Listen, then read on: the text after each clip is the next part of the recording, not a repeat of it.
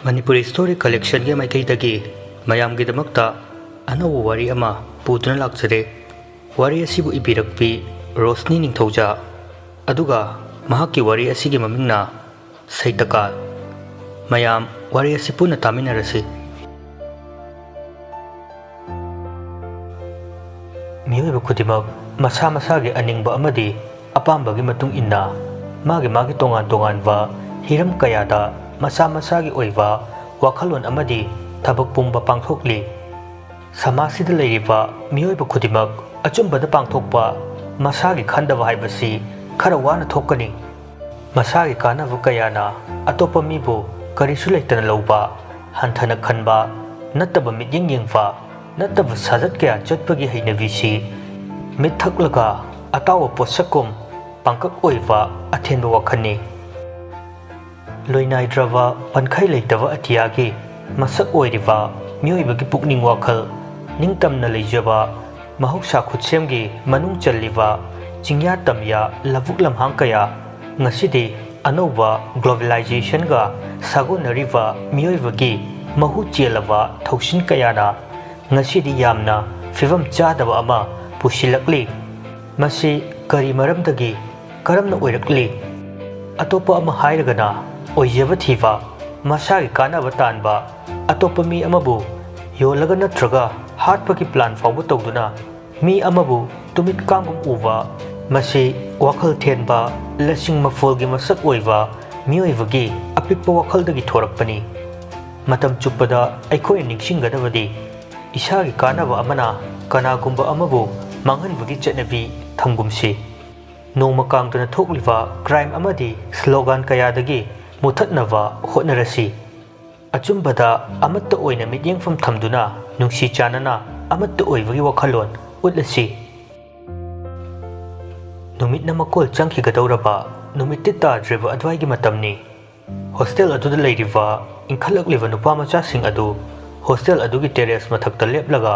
changkhigadawraba numitki maikai adubu yengli fajai asukki matik ningthi asigumba mikup tanja sigi fajabagi saktam asi mangal mamanava ahumduga mahushagi akoivagi saktam adu koini yengli Sivanandana bai yengune asom nakandagi leiriba lamsa kari kaujano poireina aya asidi bahutni ne nahangaidi sigumba fajaba myamsa amta khangludre horchandu noklaga noyani sigumba sida ngawrini ne ha hayeng da ngaire napi tagadaba mamanava ani tu horchanda ngakna yenglaga kai haibano poirine noklaga hairakpani horchana kaisunate kosemna welcome tawraga leire haibanida Shivanandana nokem haikem tawraga exam gi oire mawalaude exam bu kaino bom top langbi khotpi khara tawraga lore kaino adagi senior singda exam gi experience kara hanglaga dum pass tawdu leirabdu ngasai dagi tuminna leiriba mangalna yare wathi ware ngakta kanade mobile amta buthoro thabak tawge poireina mangalda yenglaga kaidauge haino tanchadana mobile ka hanglei dubo mangal nokfet tawraga piro hone sasat chance mang tare mangal poiregi khangau pocket tagi mobile lu sat lokthoi aduga second fade mangal phone dugi lock tu fat hangduna camera on tawraga selfie post lei mamanava ahumdu mangal ge matawduda khanglok nokthorei mangal khon kalapna kaino san huranba huinam namba sa poireina as thokutawdo mangalna mi siguma matamsi fajadro ha mathakta kabasu toina kabasu yade wardena su yade aduna nongphado karapasida kharasu post tawbu yai gaino Sivandana yare oktaba kumasira mamanava sing aduda noklaga hairakpani poireina punna kumkhras kaino ngahak legi chen tawbne hayeng sida lakpasu yaroidaba sibo mangalna yang kumninglabo yare kumamo ai phone sing hak lahoge Sivanandana ꯚꯥꯏ ꯍꯧꯖꯤꯛ ꯃꯝꯁꯤꯜꯂꯛꯑꯕꯅꯤ ꯀꯩ ꯀꯣꯛꯅ ꯇꯧꯔꯤꯗꯨꯕꯣ ꯀꯔꯤ ꯕꯤꯠꯅꯣꯕ ꯐꯔꯦ ꯅꯪ ꯂꯩꯍꯧꯔꯣ ꯑꯩꯈꯣꯏ ꯀꯨꯝꯂꯝꯃꯒꯦ ꯃꯉꯥꯜ ꯐꯣꯟꯗ ꯌꯦꯡꯂꯝꯕꯗꯒꯤ ꯍꯥꯏꯐꯦꯠ ꯌꯦꯡꯈꯠꯂꯛꯇꯨꯅ ꯉꯥꯏꯍꯥꯛ ꯉꯥꯏꯕꯁꯦ ꯌꯥꯝ ꯋꯥꯔꯕꯣꯕ ꯃꯃꯥꯟꯅꯕ ꯑꯍꯨꯝꯗꯨ ꯃꯉꯥꯜꯒꯤ ꯃꯇꯧꯗꯨꯗ ꯁꯥꯎꯅꯤꯡꯕꯅ ꯍꯤꯡ ꯀꯥꯕꯅ ꯂꯣꯏꯔꯕꯅꯤ ꯃꯥꯏꯀꯩ ꯃꯔꯤꯗ ꯃꯁꯦꯛ ꯃꯉꯥꯜ ꯑꯣꯏꯅ ꯂꯩꯔꯝꯕ ꯅꯨꯃꯤꯠꯀꯤ ꯃꯉꯥꯜꯗꯨꯁꯨ ꯑꯃꯝꯕꯅ ꯃꯍꯨꯠ ꯁꯤꯟꯈ꯭ꯔꯦ ꯁꯤꯕꯥꯅꯟꯗꯅ ꯅꯨꯄꯥ ꯀꯤꯕ ꯈꯔ ꯈꯔ ꯇꯝꯃꯨꯗ ꯍꯧꯖꯤꯛꯁꯤ ꯊꯦꯡꯖꯤꯜꯂꯛꯑꯕꯅꯦ ꯃꯉꯥꯜ ꯐꯣꯟꯗꯨ ꯌꯦꯡꯅ ꯌꯦꯡꯅ ꯌꯥꯝ ꯇꯥꯅꯤꯡꯗꯦꯍꯦ ꯅꯨꯄꯥ ꯅꯠꯇꯗꯧꯅ ꯍꯣꯔꯆꯥꯅ ꯚꯥꯏ ꯍꯥꯏꯁꯨ ꯍꯥꯏꯕꯅꯤ ꯁ꯭ꯋꯥꯏꯁꯦ ꯁꯤꯅꯤꯌꯔꯈꯩꯅ ꯍꯥꯏꯕꯗ ꯃꯣꯏ ꯍꯥꯏꯅꯕꯤ ꯃꯐꯝꯗꯨ ꯑꯣꯏ ꯍꯥꯏꯅꯦ ꯃꯉꯥꯜ ꯉꯛꯅ ꯍꯣꯔꯆꯥꯟꯗ ꯌꯦꯡꯂꯛꯏ ꯃꯃꯥꯟꯅꯕ ꯑꯅꯤꯗꯨꯁꯨ ꯍꯣꯔꯆꯥꯟꯅ ꯋꯥꯔꯤ ꯍꯧꯗꯣꯔꯛꯄꯗꯨꯗ ꯃꯁꯥꯗꯨ ꯈꯧꯇꯛ ꯆꯥꯔꯕꯅꯤ ꯄꯣꯏꯔꯩꯅ ꯀꯩꯅꯣ ꯍꯥꯏꯁꯤꯕꯨ ꯚꯥꯏ ꯑꯁꯦꯡꯕ ꯍꯥꯏꯅꯕ꯭ꯔꯣ ꯍꯣꯔꯆꯥꯅ ꯃꯤ ꯊꯦꯡꯅꯕ ꯌꯥꯎꯔꯦ ꯍꯥꯏꯅꯩꯌꯦ ꯃꯉꯥꯜ ꯐꯣꯟꯗ ꯑꯃꯨꯛ ꯌꯦꯡ ꯃꯃꯥꯟꯅꯕꯗ ꯑꯃꯨꯛ ꯌꯦꯡꯉꯤ ꯃꯇꯤꯟꯗꯨ ꯀꯨꯠ ꯂꯥꯎꯅ ꯌꯣꯠꯂꯒ ꯉꯥꯡꯅꯔꯤꯕꯁꯤꯡ ꯑꯗꯨ ꯀꯔꯤꯅꯣ ꯍꯥꯏꯅ ꯃꯅꯥꯗꯨ ꯊꯥꯡꯒꯠꯇꯨꯅ ꯇꯥꯏ ꯇꯁꯦꯡꯅ ꯃꯉꯥꯜ ꯃꯐꯝꯗꯨꯒꯤ ꯖꯒꯥꯗꯨꯒꯤ ꯑꯣꯏꯕ ꯃꯇꯥꯡꯗ ꯀꯔꯤꯁꯨ ꯈꯪꯗꯦ ꯍꯣꯁꯇꯦꯜꯗꯨꯗ ꯃꯥꯅ ꯍꯥꯟꯅ ꯂꯥꯛꯄ ꯑꯣꯏꯔꯕꯁꯨ ꯁꯤꯒꯨꯝꯕꯒꯤ ꯃꯇꯥꯡꯗ ꯈꯪ ꯈꯣꯠꯄ ꯂꯩꯇꯦ ꯃꯇꯝꯗꯨꯁꯨ ꯅꯨꯃꯤꯗꯥꯡꯒꯤ ꯄꯨꯡ 6:30 ꯇꯥꯁꯤꯜꯂꯛꯂꯦ ꯄꯣꯏꯔꯩ ꯍꯣꯁꯇꯦꯜꯗꯨꯒꯤ ꯋꯥꯡꯃꯗ ꯂꯩꯔꯤꯕ ꯑꯁꯣꯡꯕ ꯃꯔꯛꯇꯨꯗ ꯍꯥꯏꯐꯦꯠ ꯆꯦꯞꯊꯔꯒ ꯌꯦꯡꯂꯨꯏ ꯅꯨꯄꯤ ꯑꯃꯒꯤ ꯁꯛꯇꯝꯗ ꯐꯤ ꯑꯉꯧꯕ ꯉꯥꯛꯇ ꯁꯦꯠꯇꯨꯅ ꯑꯁꯣꯡꯕ ꯃꯔꯛ ꯑꯗꯨꯗ ꯆꯠꯂꯤꯕꯗꯨ ꯎꯔꯦ ꯄꯣꯏꯔꯩꯅ ꯚꯥꯏ ꯚꯥꯏ ꯇꯨ ꯌꯦꯡꯉꯣ ꯃꯃꯥꯟꯅꯕꯁꯤꯡ ꯑꯗꯨꯗ ꯃꯈꯨꯠ ꯊꯤꯟꯗꯨꯅ ꯄꯣꯏꯔꯩꯅ ꯇꯥꯛꯂꯛꯄꯅꯤ ꯁꯤꯕꯥꯅꯟꯗꯅ ꯀꯩꯅꯣ ꯀꯩꯗꯧꯔꯒꯦ ꯑꯁꯦ ꯄꯣꯏꯔꯩ ꯍꯥꯟꯅꯒꯤ ꯑꯗꯨꯝꯅ ꯑꯃꯨꯛ ꯌꯦꯡꯊꯣꯔꯛꯄꯗꯗꯤ ꯀꯅꯥꯁꯨ ꯂꯩꯔꯝꯗꯦ ꯃꯣꯡꯁꯣꯡꯗꯨꯒꯤ ꯅꯥꯀꯟꯗ ꯊꯥꯜꯂꯤꯕ ꯁ꯭ꯇ꯭ꯔꯤꯠ ꯂꯦꯝꯞ 2-3 ꯊꯥꯜꯂꯤꯕꯗꯨ ꯈꯛꯇ ꯎꯔꯝꯃꯤ ꯄꯣꯏꯔꯩ ꯉꯛꯆꯥꯅꯅ ꯀꯔꯤꯅꯣꯅꯦ ꯑꯩꯕꯨ ꯍꯧꯖꯤꯛꯀꯤꯗꯨꯕꯨ ꯍꯣꯔꯆꯥꯟꯗꯨ ꯅꯣꯛꯂꯒ ꯁꯣꯏꯗ꯭ꯔꯦ ꯁꯤꯕꯥꯅꯟꯗꯅ ꯀꯩꯅꯣ ꯁꯣꯏꯗ꯭ꯔꯦꯕꯨ ꯚꯥꯏ ꯍꯣꯔꯆꯥꯅ ꯋꯥꯔꯤꯅꯤ ꯑꯗꯣ ꯚꯥꯏ ꯇꯥꯕ꯭ꯔꯣ ꯚꯥꯏ ꯃꯉꯥꯜ ꯀꯨꯝꯅꯕ ꯇꯧꯔꯁꯦ ꯃꯉꯥꯜꯗꯤ ꯁꯣꯝꯗ ꯇꯧꯅꯔꯤꯕꯁꯤꯡꯗꯨ ꯀꯔꯤꯝꯇ ꯈꯪꯕ ꯅꯠꯇꯦ ꯃꯥꯒꯤ ꯇꯧꯐꯝ ꯊꯣꯛꯄ ꯐꯣꯟꯗꯨꯗ ꯃꯦꯠꯂꯒ ꯑꯗꯨꯝ ꯂꯩ ꯁꯣꯝꯗꯅ ꯄꯣꯏꯔꯩ ꯃꯁꯥꯗꯨ ꯀꯤꯕꯅ ꯊꯛ ꯊꯛ ꯅꯤꯛꯂꯕꯅꯤ ꯃꯃꯥꯟꯅꯕꯅ ꯉꯁꯥꯏ ꯍꯥꯏꯈ꯭ꯔꯤꯕꯗꯨꯒ ꯍꯧꯖꯤꯛ ꯃꯥꯒꯤ ꯃꯃꯤꯠꯇ ꯎꯈ꯭ꯔꯤꯕ ꯑꯗꯨꯒ ꯈꯔꯗꯤ ꯆꯤꯡꯅꯔꯕꯅꯤ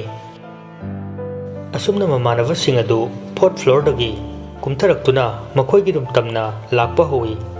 ꯍꯣꯁꯇꯦꯜꯒꯤ ꯀꯣꯔꯤꯗꯣꯔꯗꯨ ꯌꯧꯔꯕ ꯃꯤꯀꯨꯞꯇꯨꯗ ꯅꯥꯀꯟꯗꯒꯤ ꯀꯅꯥꯒꯨꯝꯕ ꯑꯃꯅ ꯄꯥꯏꯔꯛꯄꯒꯤ ꯁꯥꯍꯨꯝ ꯐꯪꯂꯝꯃꯤ ꯄꯣꯏꯔꯩꯅ ꯈꯪꯅ ꯑꯣꯏꯃ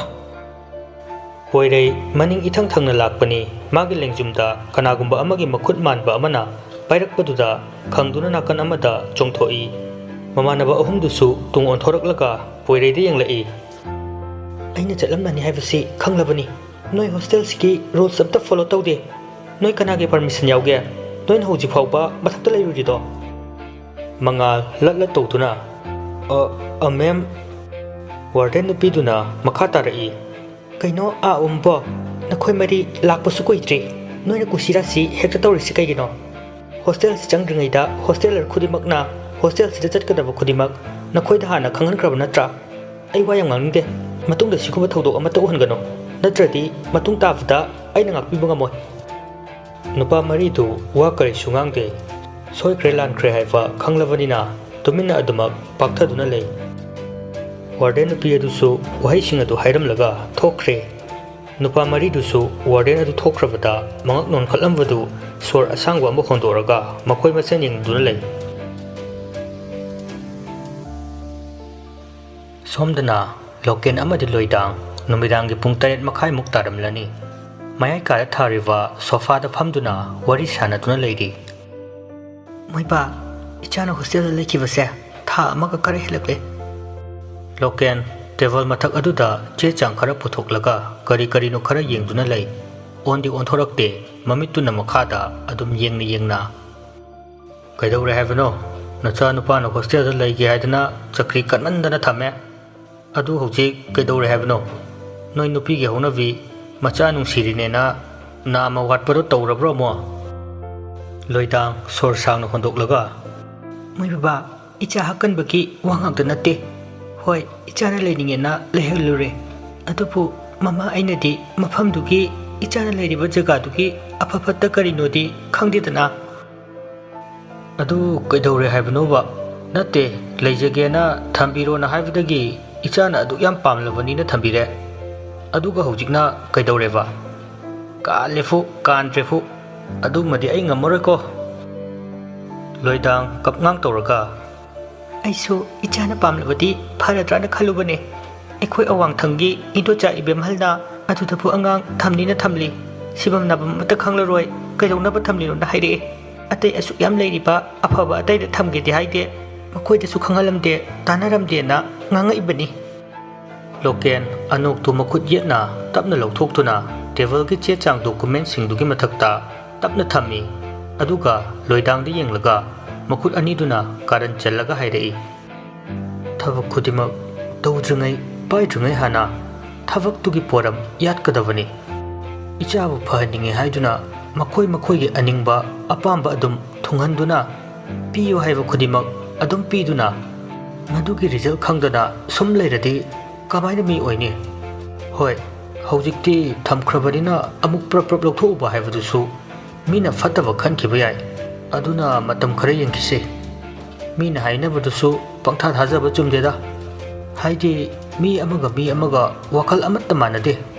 ꯇꯣꯝꯕꯅ ꯄꯥꯝꯕ ꯄꯣꯠꯇꯨ ꯆꯥꯎꯕꯅ ꯄꯥꯝꯂꯝꯒꯅꯤ ꯍꯥꯏꯕ ꯋꯥ ꯂꯩꯇꯦ, ꯃꯥꯒꯤ ꯑꯅꯤꯡꯕ ꯋꯥꯈꯜꯂꯣꯟꯅꯤ꯫ ꯑꯗꯨꯒ ꯑꯃꯔꯣꯝꯗꯁꯨ ꯍꯧꯖꯤꯛꯀꯤ ꯃꯇꯝꯗꯕꯨ ꯕꯨꯠꯄꯨ ꯀꯔꯤꯅꯣ?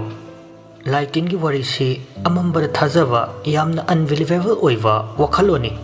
ꯑꯗꯨꯅ ꯃꯤꯅ ꯉꯥꯡꯕ ꯁꯛꯄꯁꯨ ꯈꯔ ꯊꯥꯖꯗꯕꯅ ꯐꯔꯕ꯭ꯔꯥ ꯈꯜꯂꯤ꯫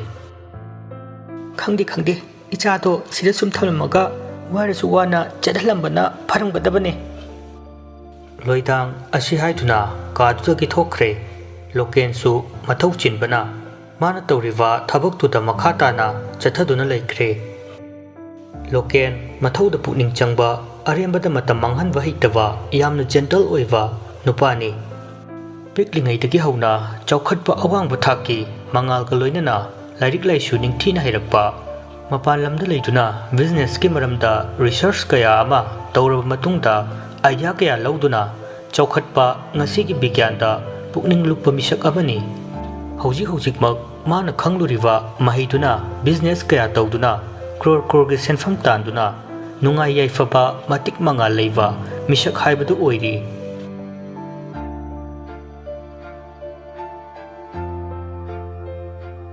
ꯃꯉꯥꯜ ꯍꯣꯏꯒꯤ ꯍꯣꯁꯇꯦꯜꯒꯤ ꯀꯥꯗꯅꯤ꯫ ꯄꯣꯏꯔꯩꯅ, ꯚꯥꯏ, ꯅꯣꯏ ꯕꯨꯠꯁꯤ ꯀꯤꯕ꯭ꯔꯥ? ꯃꯉꯥꯜ ꯄꯣꯏꯔꯩꯒꯤ ꯋꯥꯗꯨ ꯇꯥꯔꯒ ꯎꯁꯤꯠꯇꯕꯒꯤ ꯃꯑꯣꯡꯗ, ꯕꯨꯠꯂꯣ ꯍꯥꯏꯁꯦ? ꯕꯨꯠꯄꯨ ꯀꯩꯅꯣ? ꯃꯣꯏꯗꯗꯤ ꯀꯩꯗꯧꯕꯩ ꯀꯤꯗꯣꯏꯕ? ꯁꯨꯛꯀꯤ ꯀꯤꯗꯦ꯫ ꯕꯨꯠ ꯍꯥꯏꯁꯦ ꯋꯥꯊꯤ ꯋꯥꯔꯦꯝꯅꯤ, ꯏꯅꯔꯖꯤꯅꯦ꯫ ꯄꯣꯏꯔꯩꯅ, ꯑꯗꯨ ꯑꯣꯏꯔꯁꯨ ꯉꯔꯥꯡ ꯑꯩꯉꯣꯟꯗ ꯎꯈꯤꯕ ꯑꯗꯨꯗꯤ ꯏꯅꯔꯖꯤ ꯃꯥꯟꯗꯦꯗ, ꯑꯩ ꯇꯨ ꯆꯨꯡꯉꯤ ꯚꯥꯏ꯫ ꯃꯉꯥꯜꯅ, ꯂꯤꯂꯥꯒꯤ ꯅꯨꯄꯤ ꯁꯥꯕꯤ ꯈꯪꯕ꯭ꯔꯥ? ꯃꯈꯣꯜꯒ ꯁꯦꯝꯗꯅ ꯉꯥꯡꯕꯗꯣ, ꯑꯗꯨ ꯑꯣꯏꯅ ꯌꯥꯎꯔꯣ ꯅꯪ꯫ ꯁꯤꯕꯥꯟꯗꯅ, ꯚꯥꯏ, ꯍꯥꯏꯁꯨ ꯍꯥꯏꯕꯅꯦ, ꯑꯩꯈꯣꯏ ꯁꯤꯒꯤ ꯖꯒꯥꯁꯦ ꯌꯥꯝ ꯇꯝꯅꯩ ꯍꯥꯏꯅꯩꯌꯦ, ꯑꯩꯁꯨ ꯈꯪꯗꯦ, ꯉꯔꯥꯡ ꯅꯍꯥꯟ ꯈꯛꯇ ꯈꯪꯗ ꯉꯥꯏꯔꯤꯌꯦ꯫ ꯍꯣꯔꯆꯥꯅ, ꯍꯥꯏꯗꯤ ꯍꯥꯏꯅꯩ ꯍꯥꯏ, ꯑꯗꯨꯕꯨ ꯑꯩꯈꯣꯏꯅ ꯃꯤꯠꯅ ꯈꯣꯡꯅ ꯎꯕꯗꯤ ꯑꯃꯠꯇ ꯂꯩꯇꯦꯗꯅ, ꯑꯗꯨꯅ ꯋꯥꯈꯜ ꯀꯥ ꯍꯦꯟꯅ ꯈꯟꯖꯤꯟꯕꯁꯨ ꯐꯠꯇꯦꯗ꯫ ꯍꯣꯏ, ꯑꯩꯁꯨ ꯁꯤꯅꯤꯌꯔꯁꯤꯡꯅ ꯍꯥꯏꯕꯗꯤ ꯇꯥꯔꯦ, ꯈꯪꯉꯦ, ꯑꯗꯨꯕꯨ ꯃꯤꯒꯤ ꯃꯆꯤꯟ ꯍꯥꯏꯕꯁꯤꯗꯤ ꯑꯃ ꯍꯥꯏꯕꯗ 3-4 ꯃꯆꯨ ꯊꯥꯛꯑꯒ ꯇꯝꯅꯕ ꯉꯥꯛꯇꯅꯤ꯫ ꯃꯉꯥꯜꯗꯨ ꯅꯣꯛꯂꯒ, ꯅꯣꯏ ꯌꯥꯝ ꯀꯤꯅꯔꯕ ꯃꯥꯜꯂꯦ, ꯑꯝꯇ ꯆꯣꯡꯊꯣꯔꯛꯑꯣ ꯍꯥꯏꯌꯣ, ꯅꯣꯏꯒꯤ ꯗꯦꯚꯤꯜ ꯍꯥꯏꯕ꯭ꯔꯥ ꯏꯚꯤꯜ ꯍꯥꯏꯕ꯭ꯔꯥꯗꯣ ꯇꯝꯅ ꯂꯥꯏ ꯍꯥꯏꯕ꯭ꯔꯣ? ꯐꯤꯜꯝꯗꯒꯗꯤ ꯀꯦꯃꯦꯔꯥꯅ ꯁꯦꯝꯗꯨꯅ ꯏꯗꯤꯇꯤꯡ ꯇꯧꯔꯒ ꯌꯥꯝ ꯃꯥꯜꯍꯜꯂꯤ, ꯑꯗꯣ ꯍꯧꯖꯤꯛ ꯑꯗꯨꯒꯨꯝꯕ ꯁꯛꯐꯝ ꯑꯃꯠꯇ ꯊꯣꯔꯛꯎꯅꯦ, ꯑꯩ ꯊꯕꯛ ꯇꯧꯒꯦꯕ꯫ ꯄꯣꯏꯔꯩꯅ, ꯚꯥꯏ, ꯑꯗꯨꯃꯥꯏꯅ ꯍꯥꯏꯅꯨꯗ, ꯕꯨꯠ ꯄ꯭ꯔꯦꯠꯁꯦ ꯍꯧꯖꯤꯛ ꯃꯇꯝꯗ ꯈꯪꯗꯕ ꯃꯤꯅꯗꯤ ꯌꯥꯝ ଲାꯏꯅ ꯂꯧꯔꯁꯨ ꯑꯈꯪꯕ ꯀꯥꯡꯕꯨꯗꯤ ꯂꯨꯅ ꯈꯜꯂꯤꯕꯅꯤ꯫ ꯑꯩꯈꯣꯏꯔꯣꯝꯗꯅꯦ ꯂꯥꯏꯗ ꯁꯨꯡꯊꯥ ꯊꯥꯖꯗꯕ ꯅꯨꯄꯥ ꯑꯃ ꯂꯩꯌꯦ, ꯑꯗꯣ ꯃꯥꯅ ꯅꯨꯡꯗꯥꯡ ꯊꯦꯡꯉꯒ ꯌꯨꯝ ꯍꯜꯂꯛꯄꯗꯅꯦ ꯂꯥꯏ ꯊꯦꯡꯅꯗꯅ ꯅꯣꯡꯉꯥꯜꯂꯒ ꯎ ꯃꯊꯛꯇ ꯁꯤꯔꯒ ꯂꯩꯔꯝꯃꯦ ꯍꯥꯏꯅꯦ꯫ ꯑꯈꯪ ꯑꯍꯩꯅ ꯌꯦꯡꯂꯨꯕꯗꯗꯤ ꯂꯥꯏ ꯇꯤꯟ ꯊꯦꯡꯅꯕꯗꯒꯤ ꯇꯧꯕꯅꯤ ꯍꯥꯏ꯫ ꯄꯣꯏꯔꯩ ꯇꯁꯦꯡꯅ ꯂꯥꯏ ꯇꯤꯟꯒꯤ ꯃꯔꯝꯗ ꯊꯥꯖꯕ ꯅꯨꯄꯥꯅꯤ꯫ ꯃꯉꯥꯜꯅ, ꯄꯦꯜꯂꯦ ꯅꯣꯏꯁꯤꯗꯤ, ꯑꯋꯣꯏꯕ ꯀꯤꯒꯟꯈ꯭ꯔꯦ, ꯊꯣꯔꯛꯑꯣ ꯑꯝꯇ, ꯕꯨꯠ ꯄ꯭ꯔꯦꯠꯀꯗꯣ ꯑꯝꯇ ꯊꯣꯔꯛꯑꯣꯕ, ꯊꯕꯛ ꯇꯧꯒꯦꯕ ꯑꯩ꯫ ꯃꯌꯥꯝꯗꯨ ꯉꯥꯏꯍꯥꯛ ꯋꯥꯔꯤ ꯁꯥꯟꯅꯔꯝꯂꯒ ꯇꯨꯝꯅꯕ ꯍꯥꯏꯗꯨꯅ ꯁꯦꯝ ꯁꯥꯟꯅꯈ꯭ꯔꯦ꯫ Sivandasu mamaidu fat onthoklaga blanket macha amana makoktu supchillaga hipkhre. Mangalna loi tumkhra maline tabra bai poire ngasai wari sanaribasing adu tara duna adum tumthakraba male mamanava ani dusu tumbagi loina nakhoknarakle. Mangalna pura bera ngaktani ha loi tumkhra male batoise mayak to wathi thoge tawraga loi ma hek tumkhida. Asumna Mangal magi khudang de siriva gari du yengi pungsidi paro taram godorene thegene aisu tumna tawrage. Mangal famungi nakanda leiriva blanket machadu chingkhatuna chepthaba hawi haifet ngai ha second ama ani mamit hek uisinbaga makhoina leiriva ka dugi mapalomda pochak ama chingbagi mawongda tarakhi. Mangal mamit khangpang pangthorei aduga wakhal tawi kaino hujikidabo hujik theng kansida mapandabu kari chatlam toinone ai wakhanarane hujikido. Asumna wakhal ngai hak khalingai tanjado maktadani makhoina leiriva ka adugi mapalomdagi makhoi ka gi thong adu shafu kana thilaklami. Handakti Mangal du khoidau sawgatpa haibdu oire. Mangal faijuktu haifet chingtharaga ningang haifet fami kaino sibo ngasai sum chakat sum taw lei sibo medium kana oi jalo mathau leitadana mi ka da ingji sibo. Asumna Mangal wakhal tawringai amu magi phamung makhadagi khujinna kholaga chingbagi makhol tarakhi. Mangalna kaino sina hais mogi sibo but break haiftu oi jalo. Mangal khon kalapna hai mikithe thorau lo kaigino yam hengo tawdana chakat taw leiribo ngasai ha thorau lo. Mangal na wai asi hairubadagi tuminna amu chap lepkhre. Ngaihak tuminna leikhiwa aduda akoibadu mamittuna koyeng yengtuna lei. Kai kandavda wathi warem put brit kaina asi haiduna Mangal amu hifthaduna faijub machadu chingkhatpa hawi. Mangal faijub chingkhatpa mapung phadringai laktuna safu kanagumba amana pairaga faijub tu chingkhibagi mawongda paithokhirami. Oima kaino sidia Mangal khangprek khangna lauduna hairakpani bai tabrami noibo. Makut aniduna manakta hiptuna leiriva mamanavasing aduda paiduna haivani adubu mamanavasing adu Mangal na hairiva pairivasing adu karimata faudabagum isi-sina tumli. Mangal masadu kivana khamthengle.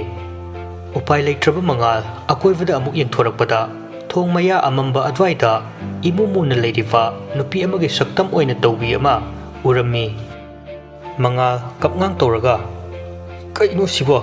kanano uriva saktam adu machi amata lengde adum oinamak khonjel oina sonthangna karigum khara hairaklami. Saitakal asi haiduna nupigi saktam oina tawbi adu mami shami dawna mangkhirami.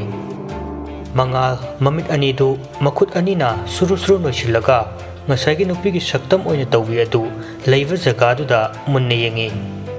Kaino hujikitubu miro lairo. Mangal manakta tumliva mamanavasing aduda amuk kaurai mamaidudi onthoktana thonggi maikairomda yenglaga kaurakpani. Bai tabrami bai poire kaidawrage bai ngasaidagi kaino toridubo. Mangal paukhum pirakliva mamanava poireida yengthoraklaga tu asida kainoma lepemi karino su yam hairame. Poirei haifet noklaga adu kaidawrage nangdi laitinsi yam kide yam thajade haikidaine. Bai ai tasengna kire ai ngasai tawriba mawongdo ai manga chap manai pusida mukta fau thengna khidri bai. Asi haiduna Mangal mamanava poireida yengthorakpada poireidi isi-sina tumlaga leirami. Kaino hujikitubu aigi wakhaldarane hujikta Mangalgi masada ngasi tawriva thokliva thodosing asi hana amukta thokhidriva maong ngaktani. But bread laitingi maramda sungtha thajaramdava Mangal ngasidi magi wakhalda asengwa haibadu oirabra haina chingnaba haurakle. Masa pumba tu chungduna ꯃꯤꯀꯨꯞꯇꯨꯒꯤ ꯃꯃꯥꯡꯗ ꯑꯣꯏꯈꯤꯕꯁꯤꯡ ꯑꯗꯨ ꯈꯜꯂꯨꯕꯗ ꯍꯦꯟꯅ ꯑꯀꯤꯕ ꯍꯥꯏꯕꯗꯨ ꯑꯣꯏꯔꯛꯂꯝꯃꯤ꯫ ꯃꯉꯥꯜ ꯃꯁꯥꯗꯨ ꯇꯧꯐꯝ ꯈꯪꯗ꯭ꯔꯗꯨꯅ ꯃꯃꯥꯏꯗꯨ ꯃꯊꯛꯇ ꯍꯥꯏꯐꯦꯠ ꯑꯣꯟꯈꯠꯂꯨꯏ꯫ ꯍꯦꯛ ꯅꯣꯡꯈꯠꯂꯨꯕꯗ ꯃꯄꯥ ꯆꯥꯅꯅ ꯃꯊꯛꯀꯤ ꯐ꯭ꯂꯣꯔ ꯁꯤꯂꯤꯡ ꯐꯦꯟ ꯑꯗꯨꯗ ꯅꯨꯄꯤ ꯑꯃꯒꯤ ꯁꯛꯇꯝꯗ ꯐꯦꯟ ꯑꯗꯨꯗ ꯇꯣꯡꯗꯨꯅ ꯂꯩꯔꯝꯕꯗꯨ ꯎꯕꯗ ꯃꯉꯥꯜ ꯈꯪꯄ꯭ꯔꯦꯛ ꯈꯪꯅ ꯀꯟꯅ ꯂꯥꯎꯔꯛꯏ꯫ ꯃꯃꯥꯟꯅꯕꯁꯤꯡ ꯑꯗꯨꯁꯨ ꯄꯥꯈꯠꯅ "ꯚꯥꯏ ꯀꯩꯗꯧꯔꯒꯦ? ꯀꯩꯗꯧꯔꯒꯦ ꯃꯉꯥꯜ?" ꯃꯃꯥꯟꯅꯕ ꯑꯍꯨꯝꯗꯨ ꯃꯉꯥꯜꯒꯤ ꯃꯇꯧꯗꯨꯗ ꯄꯨꯟꯅ ꯑꯃꯠꯇ ꯑꯣꯏꯅ ꯌꯦꯡꯂꯒ ꯍꯥꯏꯔꯛꯄꯅꯤ꯫ ꯄꯣꯏꯔꯩ ꯃꯉꯥꯜꯒꯤ ꯃꯅꯥꯛꯇ ꯍꯥꯏꯐꯦꯠ ꯆꯪꯁꯤꯜꯂꯒ ꯃꯉꯥꯜꯒꯤ ꯂꯥꯏꯕꯛꯇꯨ ꯄꯥꯏꯔꯒ "ꯀꯩꯗꯧꯔꯒꯦ ꯚꯥꯏ?" ꯃꯉꯥꯜ ꯑꯀꯣꯏꯕꯗꯨꯗ ꯃꯃꯤꯠꯇꯨꯅ ꯍꯥꯏꯐꯦꯠ ꯀꯣꯌꯦꯡ ꯌꯦꯡꯂꯒ "ꯚꯥꯏ ꯑꯩ ꯇꯁꯦꯡꯅ ꯀꯤꯔꯦ꯫ ꯉꯁꯤ ꯇꯧꯔꯤꯕꯁꯤꯡꯁꯦ ꯑꯩ ꯒ꯭ꯌꯥꯟ ꯇꯥꯗ꯭ꯔꯦ ꯚꯥꯏ꯫ ꯑꯩ ꯍꯧꯖꯤꯛ ꯂꯩꯔꯤꯁꯤꯕꯨ ꯑꯩ ꯃꯪ ꯅꯠꯇꯕ꯭ꯔꯥ ꯚꯥꯏ?" ꯄꯣꯏꯔꯩꯅ "ꯁꯦ ꯍꯥꯏꯔꯛꯑꯣ ꯀꯩꯗꯧꯔꯒꯦ ꯚꯥꯏ? ꯁꯦꯡꯅ ꯍꯥꯏꯔꯛꯑꯣ." ꯃꯉꯥꯜ ꯃꯁꯥꯗꯨ ꯄꯥꯈꯠꯅ ꯃꯤꯀꯨꯞ ꯈꯔꯒꯤ ꯃꯃꯥꯡꯗ ꯊꯣꯛꯈ꯭ꯔꯤꯕꯁꯤꯡ ꯑꯗꯨ ꯑꯃꯠꯇ ꯆꯤꯠꯊꯗꯅ ꯃꯃꯥꯟꯅꯕꯁꯤꯡꯗ ꯂꯤꯔꯝꯃꯤ꯫ ꯍꯣꯔꯆꯥꯅ "ꯑꯩꯁꯨ ꯈꯔꯗꯤ ꯆꯤꯡꯅꯕ ꯍꯧꯔꯕꯅꯤ ꯅꯍꯥꯟꯗꯒꯤꯁꯨ꯫ ꯑꯗꯨꯕꯨ ꯑꯩꯅ ꯏꯁꯣꯔ ꯈꯔ ꯊꯥꯖꯕ ꯈꯨꯔꯨꯝꯖꯕꯁꯤꯅ ꯃꯔꯝ ꯑꯣꯏꯔꯒ ꯑꯩꯈꯣꯏꯗꯗꯤ ꯁꯥꯍꯨꯝ ꯄꯤꯔꯛꯇꯕ ꯑꯣꯏꯔꯝꯕꯁꯨ ꯌꯥꯏ." ꯁꯤꯕꯥꯅꯟꯗ ꯉꯛꯅ "ꯀꯩꯅꯣ ꯍꯥꯏꯁꯤꯕꯨ ꯚꯥꯏ?" ꯍꯣꯔꯆꯥꯅ ꯃꯈꯥ ꯇꯥꯔꯛꯏ꯫ "ꯚꯥꯏ ꯃꯐꯝꯁꯤꯒꯤ ꯖꯒꯥ ꯑꯀꯣꯏꯕꯁꯤꯗ ꯃꯅꯨꯡ ꯆꯟꯅ ꯑꯩꯈꯣꯏꯅ ꯂꯩꯔꯤꯕ ꯀꯥꯁꯤꯡ ꯃꯁꯦ ꯈꯨꯗꯣꯡꯊꯤꯅꯤꯡꯉꯥꯏꯒꯤ ꯃꯁꯛꯅꯤ ꯍꯥꯏꯕꯁꯦ ꯑꯩ ꯍꯥꯟꯅ ꯆꯤꯡꯅꯔꯕꯅꯤ꯫ ꯑꯩꯅ ꯃꯃꯥꯡꯗꯁꯨ ꯍꯥꯏꯈ꯭ꯔꯤꯕꯗꯨꯅꯤ꯫ ꯑꯩꯈꯣꯏꯗ ꯁꯤꯅꯤꯌꯔꯁꯤꯡꯅ ꯃꯐꯝꯁꯤꯒꯤ ꯃꯔꯝꯗ ꯀꯔꯤꯒꯨꯝꯕ ꯈꯔ ꯍꯥꯏꯅꯩ ꯍꯥꯏꯗꯨꯅ ꯑꯗꯨꯃꯛꯁꯨ ꯑꯩꯉꯣꯟꯗ ꯊꯣꯛꯈ꯭ꯔꯕꯅꯤ꯫ ꯑꯗꯨꯕꯨ ꯚꯥꯏ ꯃꯉꯥꯜꯅ ꯂꯥꯏ ꯇꯤꯟꯒꯤ ꯃꯔꯝꯗ ꯊꯥꯖꯗꯕꯗꯨꯗ ꯑꯩꯁꯨ ꯃꯈꯥ ꯇꯥꯕ ꯉꯝꯈꯤꯗ꯭ꯔꯦ." ꯄꯣꯏꯔꯩꯅ "ꯑꯩꯁꯨꯅꯦ ꯚꯥꯏ, ꯅꯍꯥꯟ ꯑꯩꯈꯣꯏꯅ ꯃꯊꯛꯇ ꯀꯥꯔꯨꯕꯗꯣ ꯑꯗꯨꯗ ꯑꯩꯅ ꯎꯈꯤ ꯍꯥꯏꯕꯗꯣ." ꯍꯣꯔꯆꯥꯅ "ꯑꯗꯨꯅꯤ ꯚꯥꯏ, ꯑꯗꯨꯅ ꯑꯩꯈꯣꯏ ꯍꯧꯖꯤꯛ ꯂꯥꯏꯊꯣꯛꯅ ꯂꯩꯕ ꯌꯥꯗꯦ꯫ ꯑꯩꯈꯣꯏ ꯂꯥꯏꯅꯤꯡꯊꯧ ꯂꯥꯏꯔꯦꯝꯕꯤꯕꯨ ꯄꯨꯛꯅꯤꯡ ꯆꯪꯅ ꯊꯧꯅꯤꯁꯤ, ꯑꯗꯨꯒ ꯃꯐꯝꯁꯤꯒꯤ ꯖꯒꯥ ꯑꯁꯤꯕꯨ ꯀꯣꯟꯕꯤꯔꯤꯕ ꯏꯁꯣꯔꯕꯨ ꯈꯨꯔꯨꯝꯁꯤ꯫ ꯑꯗꯨꯗꯇ ꯑꯐꯕ ꯑꯣꯏꯒꯅꯤ ꯍꯥꯏꯕꯁꯦ ꯑꯩꯒꯤ ꯊꯥꯖꯕꯅꯤ." ꯃꯉꯥꯜ ꯇꯞꯅ "ꯍꯣꯏ ꯚꯥꯏ." ꯑꯁꯤ ꯍꯥꯏꯅꯗꯨꯅ ꯃꯃꯥꯟꯅꯕꯁꯤꯡ ꯑꯗꯨ ꯑꯃꯒ ꯅꯛꯁꯤꯟꯅꯗꯨꯅ ꯇꯨꯝꯅꯕ ꯍꯥꯏꯗꯨꯅ ꯊꯦꯝꯅꯔꯝꯃꯤ꯫